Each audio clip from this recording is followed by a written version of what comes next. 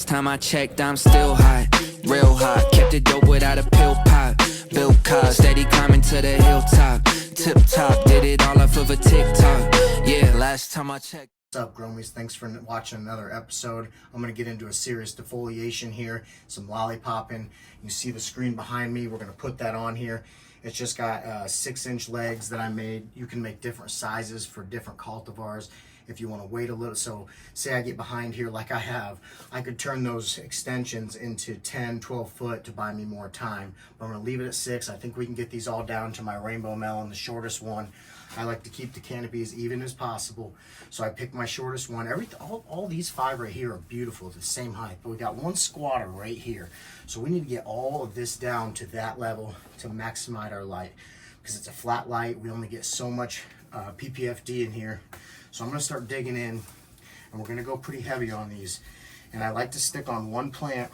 So I'm going to start here, and I'm pulling off everything that I feel like is not going to produce. And since we got so many plants in here, we can go a little bit heavier with the defoliation. And I'm going to kind of bend as I go, just loosen them up, getting ready for their net, because I am going to net these down. Huge shout out to Northern Scrogger. If you haven't seen his page, go check it out. He's the one that's taught me how to do what I'm doing here. I don't follow everything to a T, but that's what's awesome about gardening, is you can take a little bit here and there, find the good information that works for you in your garden, and put it back into yours. So I'm taking off a bunch of the stuff here that's not going to get any light, even the nodes down at the bottom.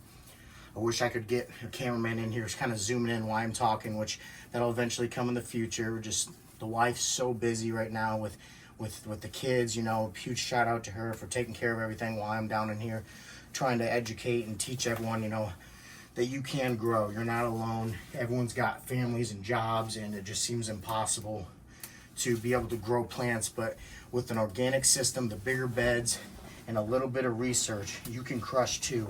Because I was just an Indiana boy. I came over here with a bunch of research. I found the good products like ACINFINITY, Build a Soil, and Spider Farmer, and all the good breeders that I'm finding about. So just the key is good genetics. If you start with bad genetics, you're going to set yourself up for failure.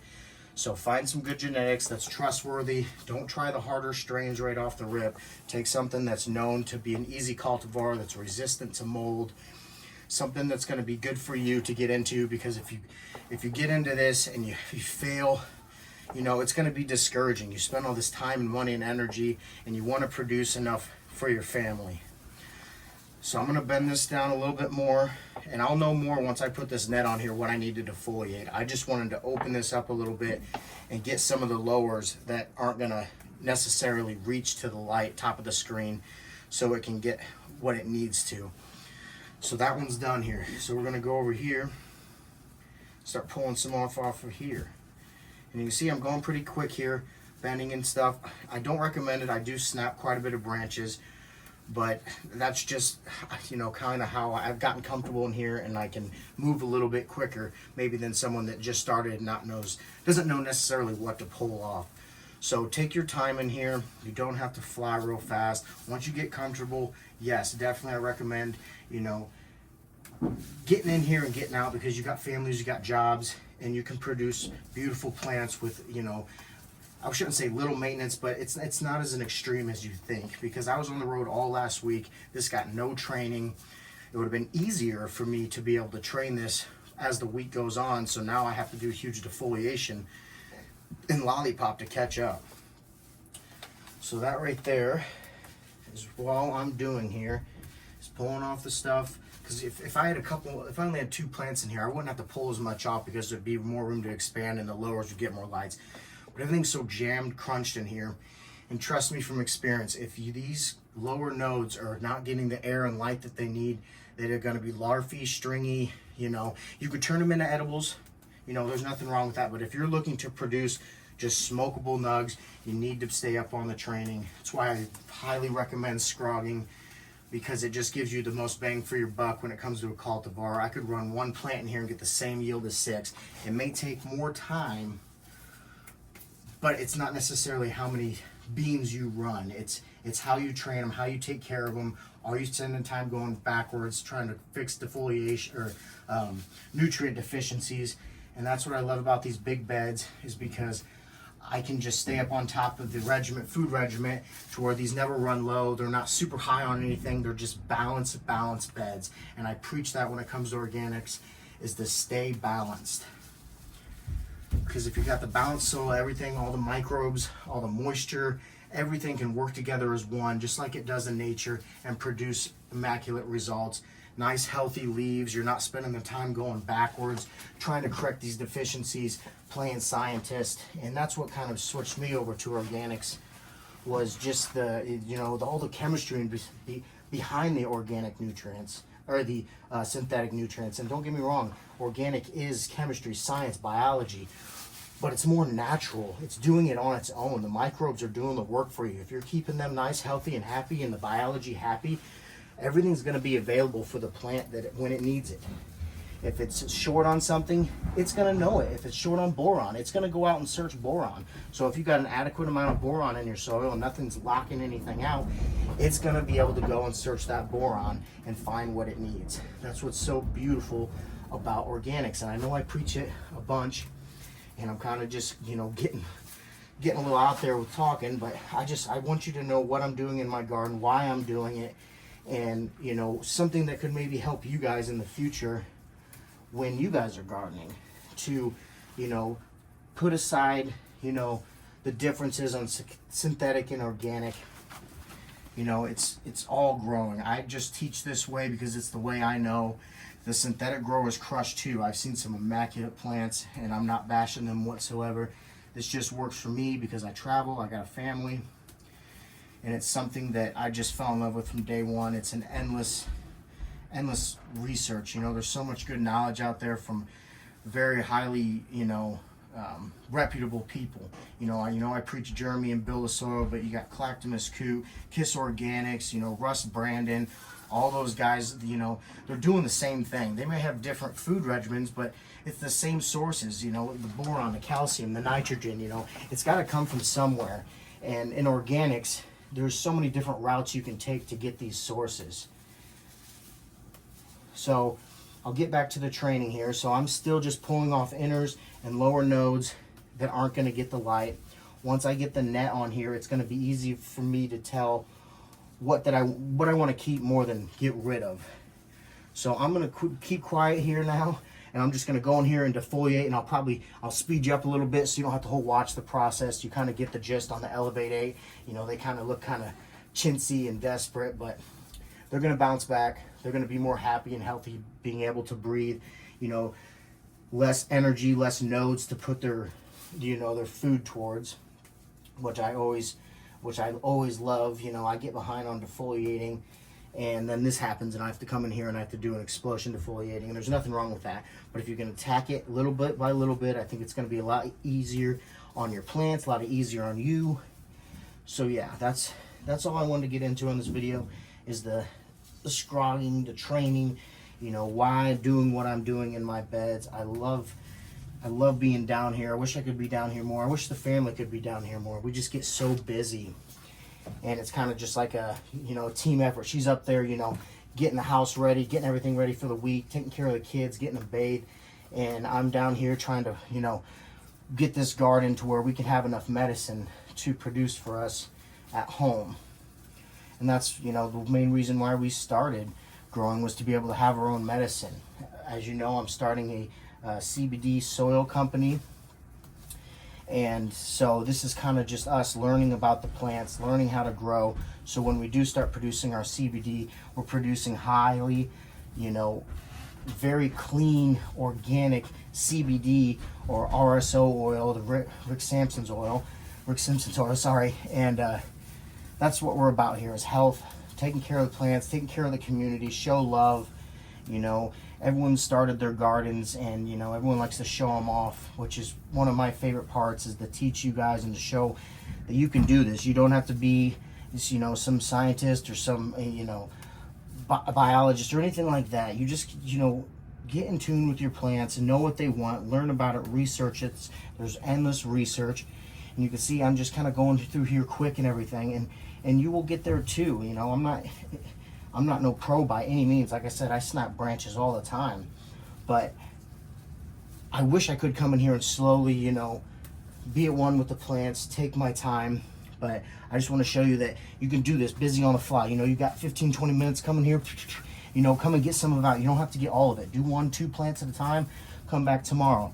Unfortunately, I'm going out of town, and I can't ask my wife to do this during the week. It'd just be for her to even come down here and water and take care of the dehumidifiers and the kids and all that stuff. It'd just be impossible. So I'm gonna get this all set for her, put the screen on it, give her a nice watering, and she'll be set for probably the first 2 days, 3 days I'm out of town, and then she'll just have to come in here and water. So this one's a little bit more bushy. I'm liking it though. This Fastbuds Rainbow Melon's showing a little bit of different everything. We got a squatter over here, we got a stretcher over here, and then this one right here is just kind of that medium height. So it just shows when you grow from seed, a lot can happen. You know, if you're going from clone, these all probably show the same characteristics every single time. As long as you're keeping the plant healthy through the cloning process, you're not losing any genes and anything through malnutrition. So, but that's what's fun about seed is you could pop one and find that one that you love, and then pop the same cultivar and just not be a fan of it, how it grew, how it tasted. So I love growing from seed. I'm not saying that I won't grow from clones, because I have. I got a cool clone shop that I used to go to. Unfortunately, they got it got shut down. Not sure what the reasons were, but it's a little nerve-wracking getting clones, especially from people you don't really know. You don't know what they're running in their gardens, how they ran it. And for me, I just wanted to know from the beginning what's in my plant, what they grew it with, how they trained it. You know, so that's why I grow from seed, because I know that I'm going to be the one presenting the love and the nutrients, and it didn't have, you know, per se a bad life before it got into my garden. But I love clones. I will get into it eventually. I'm just, right now, I'm working with a lot of seed companies. As you know, I'm working with seedsmen, and I got some exciting news coming up on that. We're going to be picking about, I think I got like a certain amount of genetics that I want you guys, the people, to vote on what I run next in that tent. So this one here, this is that squatty one, and I hope you can see it. I know the camera setup isn't ideal, but you know, I'm not buying any. I'm on my iPhone. That's what I do on all my stuff. I just use on my iPhone, believe it or not. And you can too. If you want to create content, put it out there. Tag me into it. I don't even care if you're mentioning me. Just tag me so I can get over there and see it and like it. You know, maybe talk to each other and, you know, bounce ideas off each other. That's what I love about the community. You know, I feel sorry for, you know, the people out there that are putting others down and discourage them from gardening, because it's not the way. This is supposed to be, ooh, you just watched me snap that big head there. Gotta be careful. Gotta be careful. That's okay though. So we got this down here, and it looks kind of chintzy and sad, but I promise you these are gonna bounce back. You see, I just chop and drop my leaves. You can chop them up. It's gonna break down a lot faster than if you had the bigger, if like I did, I just threw the whole leaves in there. They will break down. It'll just take them a little bit longer. So I'm gonna set this in slowly. I've never done it this way. So you're seeing this live. We could have a catastrophe here. So I didn't actually click these into place yet. They're just, excuse me, hovering above here so I can bring stuff back in. So what we're doing is here is the ideal thing is to fill up every square with a head. And anything that's below that, you can decide whether or not to keep or pull off. So I'm gonna leave this one on the outside. Like I said, this is 6 plants. This is gonna be a challenge, but it's gonna be fun. I'm excited I'm getting to do this, and you guys are following along so we can learn from each other. And I'm just tucking these here. You can see, I don't know if you can see this too well, but right now the string's into this node right here. Now that's gonna damage it and cause it to grow funky. So you can either pull it, or all I'm gonna do here is just go a little bit more under. Now it's resting on the actual stem itself. It's not protruding on the new growth. So I'm just bending these in here, getting everything happy. And see, these are very malleable. There's a lot of water in these stems being organic and the moisture always being on point. So this one right here is a little taller than I would like, so I think I'm gonna push him out too. Because like I said, we're trying to get these down to this guy's height, and you can see we're getting pretty close. I'm still not all the way clicked in. I'm just gonna slowly maneuver this down right here. I'm worried about this guy. I don't know if I'll go all the way down with that. So I'm tucking, I'm filling scrogs. This one here, there's two here. It's kind of bundled up. You want to separate this. Bring this one over here. You know, stretch the whole snet. If you're just not able to reach, just leave it in the square it is, let it grow up a little bit more, and then you can bend it. Like this one right here. I don't want this pushing down on my leaves. You can get away with it, but I'm not a huge fan of it. I like it to rest on a stem so that it's not messing with any of the new growth. So this one, see how it's pushing on a leaf? I'm gonna leave this up. And then by the end of the week, if I was home, I could do it in a couple days, but by the end of the week, I'll be able to bend this down and it's gonna be a beautiful head in this open square right here. So same thing here, we're just tucking it down, making sure it's not protruding with any of the new nodes. You don't want that new health to be disrupted because it's a young buck, so you gotta take care of it here. We just got a crazy mess going on over here. That looks pretty good, guys. You see how quick it went here. I don't know how long we've been filming here, but this is just straight, you know, live. I'm not cutting seams or anything. This is how long it took. You can see that I just took my time here. I snapped the head. It's not the end of the world because look, this plant's got a bunch of heads that's gonna bounce back and take its place. So what you can also do here, now that I have this canopy height set, is you're picking your heads. These are your new heads. So you can take anything underneath here that you want. You don't have to necessarily, but it is gonna produce larvae. But here's the thing. These are gonna stretch when they get flipped to flower. And you don't know what particularly is gonna stretch more. So if you wanna hold off on the lollipopping, you know, that's kinda, you know, some of the routes that I go, you know, is you don't know how much this is gonna stretch. So if you take something off that's low right now, it may have, you know, become that apex and grow up to the top and become a nice healthy nug. So don't necessarily have to rush the defoliating and lollipopping here. I kind of know what's gonna be larvae and what's not gonna be, so I can take more off of here. And I won't keep you guys for that, but I wanted to get on here real quick and show you guys the battle of breeders and how the 6 is going. It is a jungle in here. I could flip this, I should flip this right now, but I think what I'm gonna do is let it grow while the week I'm gone. I'll come back next weekend, diagnose, see how health is, make sure everything's, you know, pretty even for the most part.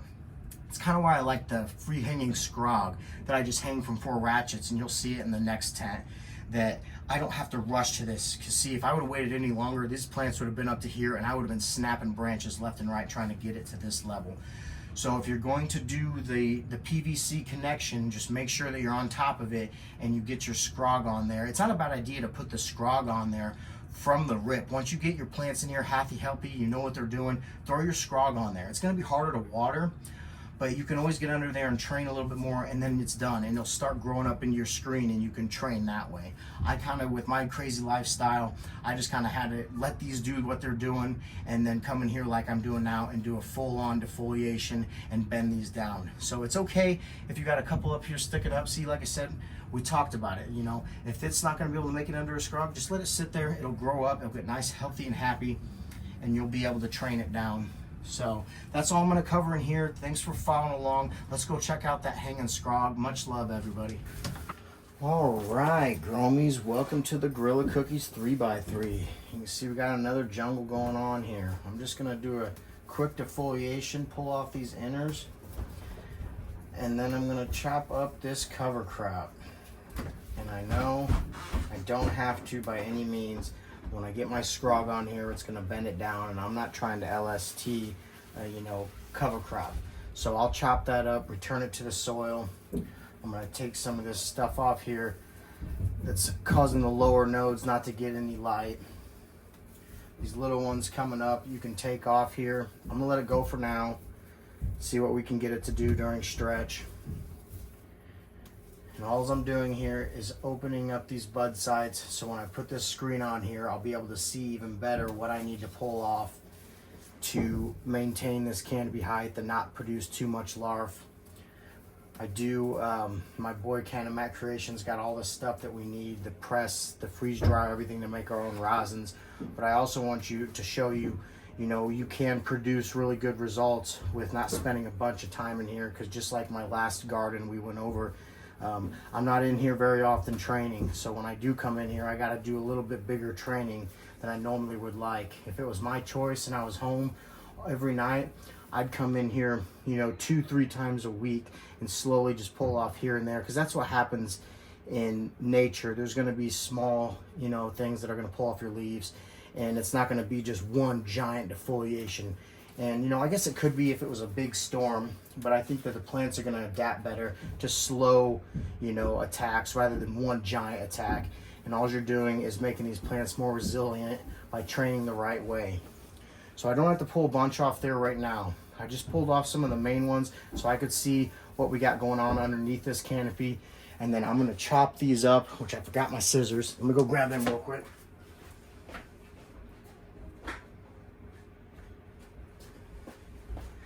All right, and I hate to do it, I'm gonna do it anyways.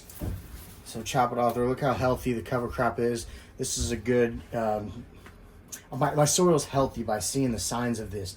The veins in here, all the good details. There's no malnutrition, they're happy.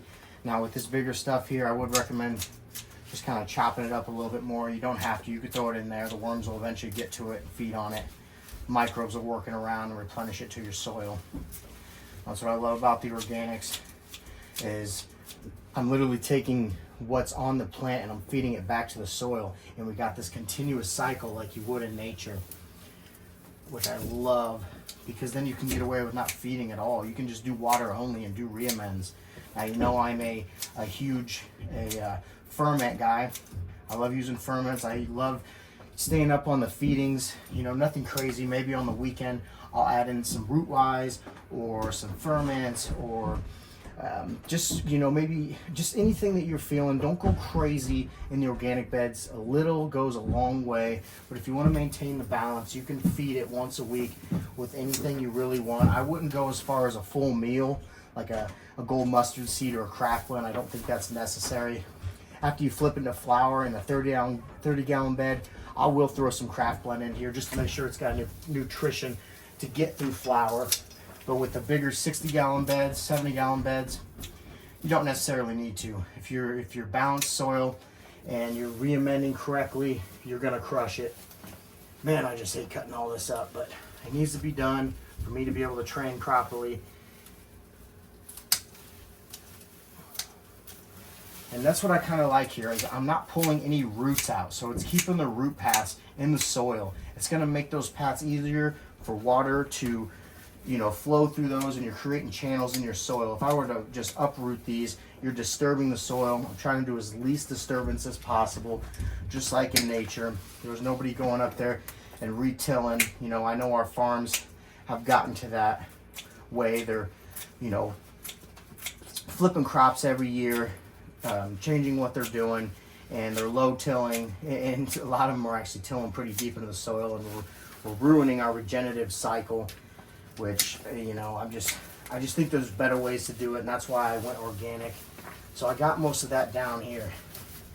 Now what I'm going to do here is I'm going to throw this scrog on here. And you notice I have no post. I could tie on to my beams on the side here, simple enough, but I like the ability to be able to raise and lower if I want to. If I got something that's just stretching really high and I need to just raise it up to help everything else catch up, I can do that. So I'm going to throw that on here real quick. I'll just fast forward through it, and then we'll get back to the training part. All right, so we got the net down here, and you see it's starting to push on everything. You want to be careful not to snap it, like we were talking about in the other video. You don't want anything protruding on your new nodes. Keep tucking. You see we got a big screen to fill here. I don't know if I'm going to take the time to fill the whole screen like I did the last time, and the only reason I'm not doing that is I only have 2 100 light boards in here, and my harvest with the cereal milk was very larfy. It had really good heads on it, but I just need a little bit more power in here. So I think the next grow I'm going to upgrade these to a bar system just to get a little more PPFD, everything spread out, so I can grow the bigger plants and not suffer or yield, because I'm wasting my time stretching these out, and you just can't get the light energy that you need. You're wasting your time. But in here, I think that I could get a nice little scrog going. I won't fill the whole screen like I said. And we're just gonna tuck here. And the same thing, I'm gonna go underneath here and I'm gonna pull some of this lowers off here. And once these start stretching, you'll be able to tell more what you want to take off and what you want to keep. So I'm going to separate that.